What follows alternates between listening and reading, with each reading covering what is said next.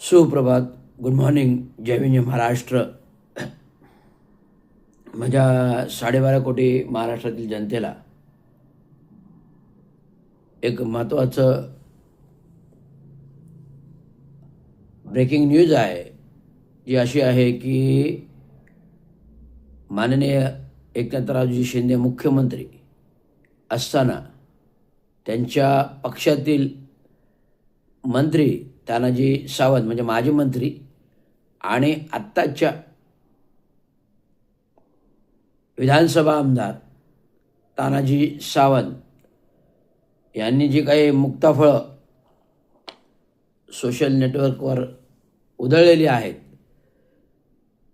त्याचा या मुक्ताफळाचा अर्थ असा होतो की त्यांनी महाराष्ट्रातील 12.5 कोटी जनतेचा घोर अपमान नाही आहे तर इज्जत काढलेली आहे.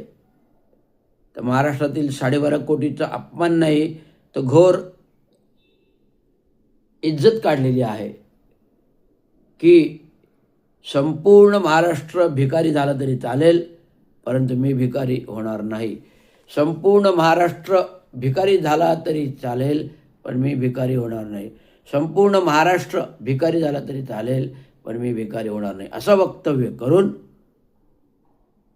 संपूर्ण मराठी मातीच्या, मराठी माणसाच्या, मराठी मायभूमीचा हा जनतेचा अपमान आहे, घृणा आहे. त्यांनी ह्या सर्व 12.5 कोटी जनतेला भिकारी समजलेला आहे. मी भिकारी होणार नाही.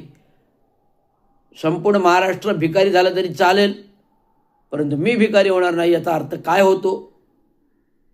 हा माझ्यासारखा माणूस जो सामाजिक विश्लेषक आहे, जो राजकीय विश्लेषक आहे, तांत्रिक विश्लेषक आहे, अभ्यासक आहे आणि पेशाने अभियंता आहे, सरकारी सेवेमध्ये कार्यकारी अभियंता पदासारखे पदावरती